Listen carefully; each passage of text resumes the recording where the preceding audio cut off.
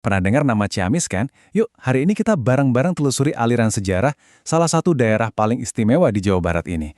Bayangin aja ini adalah tempat di mana masa lalu itu ketemu sama masa sekarang dan semuanya mengalir bareng ya, kayak sungai. Oke deh, tanpa lama-lama lagi, langsung kita selami ceritanya.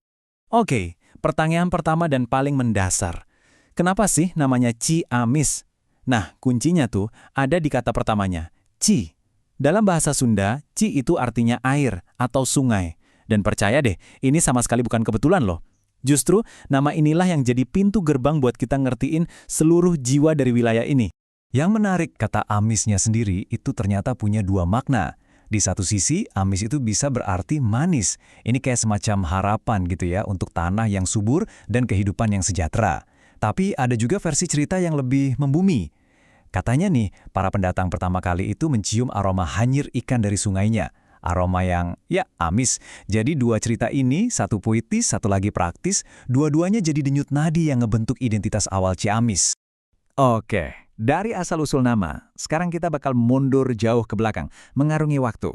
Karena akar sejarah Ciamis itu, wah, dalam banget, sampai ke jantungnya salah satu kerajaan Sunda kuno yang paling berpengaruh. Betul banget, kita lagi ngomongin abad ke-7.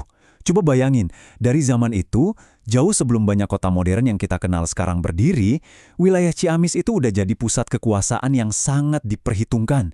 Jadi ini bukan cuma sekedar sejarah tua ya, tapi ini bukti kalau di sana udah ada peradaban maju yang akarnya ribuan tahun. Nah, ini dia poin kuncinya. Ciamis itu bukan cuma sekedar wilayah taklukan kerajaan Galuh. Ciamis itu jantungnya, benar-benar pusatnya. Seluruh denyut nadi politik, budaya, dan kehidupan di Tatar Sunda bagian timur itu berpusat di sini. Ini adalah tanahnya para raja, epicentrum dari identitas Sunda kuno. Tapi, ya seperti yang kita tahu nggak ada sungai yang alirannya berhenti. Sejarah Ciamis juga gitu, terus bergerak, ngelewatin berbagai era perubahan.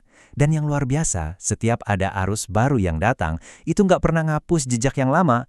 Aliran-aliran itu malah nyatu, ngeblend, dan bikin lapisan budayanya jadi makin kaya. Coba deh kita ikutin alirannya. Dimulai dari fondasi yang kokoh dari Kerajaan Galuh, yang kemudian nyatu sama Pajajaran buat memperkuat identitas Sunda. Terus, datanglah arus spiritual baru dari Islam, disusul sama era kolonialisme yang penuh tantangan. Nah, setiap fase ini tuh ibarat anak sungai yang semuanya ngalir ke muara yang sama, Ciamis yang kita kenal hari ini. Ini jadi bikin kita bertanya-tanya kan? Gimana caranya sebuah keyakinan baru seperti Islam bisa nyatu sama budaya Sunda yang udah mengakar dalam banget? Soalnya, di banyak tempat lain, pertemuan kayak gini biasanya jadi pemicu konflik. Tapi di Ciamis, ceritanya beda. Alirannya jauh lebih damai. Kuncinya ternyata ada di prosesnya yang sangat organik. Islam masuk bukan lewat ujung pedang, tapi lewat jalur perdagangan yang damai. Terus, para ulama lokalnya pinter banget jadi jembatan. Dan yang paling penting, nilai-nilai baru ini nggak menggantikan tradisi yang udah ada, tapi malah merangkul. Keduanya berpadu dan melahirkan harmoni budaya unik yang denyutnya masih bisa kita rasain sampai sekarang. Tentu aja, aliran sejarah Ciamis juga melewatin masa-masa yang sulit pas di bawah tekanan kolonial. Pajak yang mencekik dan kerja paksa itu pasti ninggalin luka. Tapi, semangat dan jati diri masyarakatnya terbukti nggak bisa dipadamin gitu aja. Justru, dari tempaan inilah lahir banyak tokoh, ulama, dan cendekiawan yang nantinya jadi motor pergerakan bangsa. Nah, setelah kita menyusuri berbagai kelokan sejarah, sekarang kita tiba di muaranya, masa kini.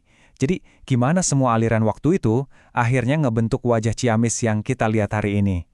Warisan apa aja sih yang tetap hidup dan bernafas di sana? Inilah wajah Ciamis modern, sebuah daerah yang jiwanya itu masih agraris banget, tempat masyarakatnya dengan bangga jadi benteng kebudayaan Sunda.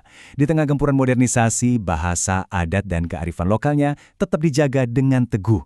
Ini semua bermuara pada satu kata kunci yang indah banget, kesinambungan. Dan pada akhirnya, inilah esensi sejati dari Ciamis. Sebuah narasi tentang kesinambungan yang gak pernah putus, persis kayak aliran sungai yang abadi. Ini adalah kisah tentang 3 elemen yang gak terpisahkan. Air yang memberinya nama, tanah yang memberinya berkah kehidupan, dan manusia yang setia menjaga jiwanya. Sebuah jati diri yang terus mengalir, dari dulu, sekarang, hingga selamanya.